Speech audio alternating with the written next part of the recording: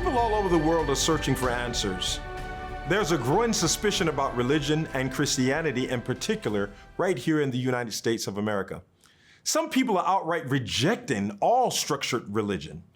Based on surveys conducted in 2018 and 2019, Pew Research Center reports that 65% of American adults now describe themselves as Christian. And this is down from 77% in 2009. Meanwhile, the portion that describes their religious identity as atheist, agnostic, or nothing in particular now stands at 26%, and this is up from 17% in 2009. This means that the resistance to the Christian faith is almost as strong as the decline of commitment to it. The majority of people aren't simply losing interest, they're rather building arguments against the faith. It's important that if believers are to bear witness in the future of society, we must involve apologetics with evangelism. In other words, people of faith need to deepen our understanding of the faith with an accompanying rationale for believing in Jesus. Less people are Christians because it's the cultural thing to do. Less families are going to church together and raising their children with an expectation to attend worship services. Sunday school is quickly becoming a thing of the past. Believers need more than a Sunday sermon. We need ongoing Bible classes to gain a clear vision of biblical Christianity and a sound defense of the gospel in the face of this growing religious cynicism. There are many factors at play. It would be irresponsible to reduce this complex issue to a single premise. In my book, Is Christianity the White Man's Religion?, I focus on a single but profound problem that is as old as the social constructs of the world's racial divisions. As soon as we think we have overcome, the problem resurfaces and demands deep, critical reflection. In the book, I share an interesting experience while teaching a graduate course at Regent University. A young divinity school student interrupted my lecture with a seemingly strange question. He said, "Dr. Antipas, a lot of my friends are questioning why Black people would be Christians when the Bible seems to support slavery. They say Christianity is the white man's religion." The question was out of the blue, as it was unrelated to the course on leadership. But the sincerity in the student's eyes pierced my heart as he waited for an answer. To be honest, I don't remember my answer, but the question echoed in the corridors of my mind repeatedly for weeks. The question seemed anachronistic. During the Jim Crow era, religions like the Nation of Islam and others argued that Christianity is a figment of European imagination to support slavery, the Holocaust, apartheid, and other human-sponsored tragedies in the modern world. The $150,000 question is, why would this question resurface today as one worthy of disrupting my lecture? A lot has changed since the civil rights movement. Yet a number of factors are playing into why there is a new wave of young religious skeptics. Many of them are unchurched and in search of answers about faith, identity, and everyday life struggles. The history of the Black church is unique. Since slavery, the Black church played a social and religious role. It was like a family through struggle and victory. It was the locus of social comfort and political strategy. The late Dale Andrews called it a refuge. This means that the church was a place of affirmation and help when the broader society was hostile toward people of color.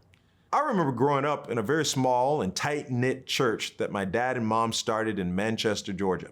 It was called the House of the Living God Church of Jesus Christ. Church was everything. We had fun in church, our friends were there, church entertained us, it blessed our lives. We gained a sense of identity as part of what it meant to be believers and members of the local church. More specifically, our faith taught us that Jesus understands our social and personal situations. This was so deeply rooted in our faith orientation that for us, Jesus was Black just like us. Now, don't get me wrong. Our church did not preach that Jesus is Black. What I mean is that when we read scripture, we interpreted Jesus through the lens of our experience. As one who is seeking to understand the relationship between faith and contemporary culture, I've observed that millennials who question the relevance of the Bible and the church tend to do so on the basis of three broad categories. Number one, in light of their lived reality. In a complex world of brokenness, they're looking for a higher power that gives them meaning and a reason to hope in a world of pain and uncertainty. Unfortunately, contemporary evangelical Christianity often provides little of what this generation needs. This is especially the case with young people of color. I was in a deep conversation with a former drug pusher who asserted, "Doc, you got to take your religion to the streets." His point was that right now there's a chasm between the Bible and the people in the streets. There's a gap between what local churches seem to care about and what the majority of people need. Millennials are often turned off with church and they reject the Bible. For them, Christianity is a religion of the oppressors, and the Bible does not affirm blacks, other minorities, or women in their pain and suffering. Young people who question the relevance of the Bible and Christianity tend to do so on the basis of their perception of local churches. Local churches tend to exist for themselves more than for the community. While churches have outreach programs, for sure, there is an invisible wall between the church people and non-Christians. This perceived invisible wall makes church seem more like a country club than a place for spiritual help. People today are looking for spiritual help with problems in their everyday life. They perceive that Christianity is more about coercing people into a clique of you can'ts more than helping them with you cans. The negative perception lends to the rejection we see and the decline in the Christian attraction. From classrooms to the streets, people are on a spiritual search. They're asking deep questions about justice, human identity, personal significance, and life in general. There are questions related to theological anthropology. There are 5 fundamental concerns, and they are these.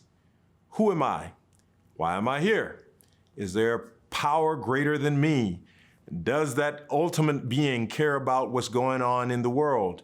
And 5, can life ever be better for me? Studies show that this generation is reading more than any other adult generation. They go to the public library, surf the internet, and download ebooks. Some read for pleasure, but most of them are looking for deeper insights about life and God. For many, the church is becoming less of a place to look for answers. The deeper problem is that far too many people see the church as a symbol of conflict and oppression. They connect their current assumptions to historical realities.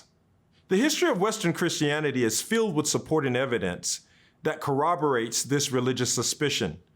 Some examples are American slavery, Jim Crow social oppression, South African apartheid, and the Holocaust in Germany.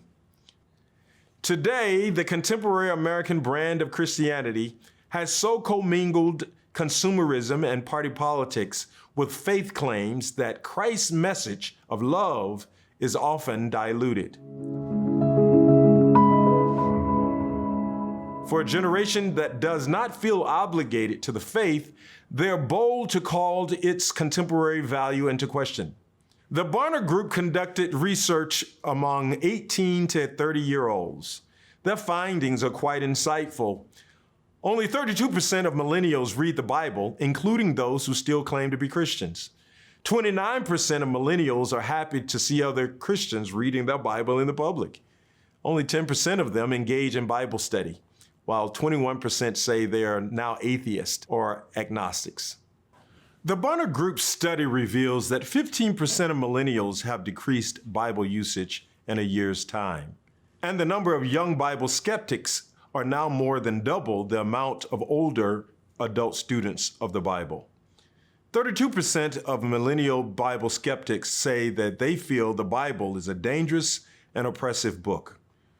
While some of the reports have noted that African Americans remain more likely than whites to attend church, Pew Research Center reports an uptick in religious disengagement among millennials in the Black community as well. Peter Beinart, associate professor of journalism and political science at the City University of New York, reports that African Americans under the age of 30 are 3 times as likely to avoid church affiliation as African Americans over 50. Social justice-minded young people are faced with at least 2 options. Number 1, to abandon Christianity altogether. The research is showing that this is already happening at alarming rates. Various sects are calling themselves Black Hebrew Israelites and Science of Consciousness groups, the Nation of Islam, and other spiritualist sects, which are recruiting them already. Number 2, expanded consciousness. There are others who are collecting bits and pieces of spiritual concepts from here and there and developing their own so-called expanded consciousness. They collect crystals, Hindu gods and goddesses, pray to their ancestors, and embrace indigenous spiritualities. They're not committed to any one religion. They find spiritual value in a lot of spiritual traditions. And number 3, redefining Christianity. Many search for an alternative way to centralize the Bible and the Christian faith in light of lived experience. This generation does not relate to the church leadership like previous generations did. They don't look to the church for leadership to guide civic engagement, protests, and rallying causes. They see Jesus as a comrade in the streets. Yale Divinity School hosted a conversation about Black men and police brutality with DeRay McKeeson. He insisted that Jesus would not drag his feet like the church. Rather, Jesus was on the streets of protest with those who advocate for social injustice. The crisis of faith is complex. While people are leaving the Christian tradition, they're not necessarily leaving spiritual awareness. Some are abandoning the faith for other faiths. Others are experiencing an expanded consciousness, yet others are rethinking how they would choose to follow Jesus differently than traditional approaches to faith. In the next session, we're going to look at the quest for souls and try to understand what are people looking for and how other religions are attracting them.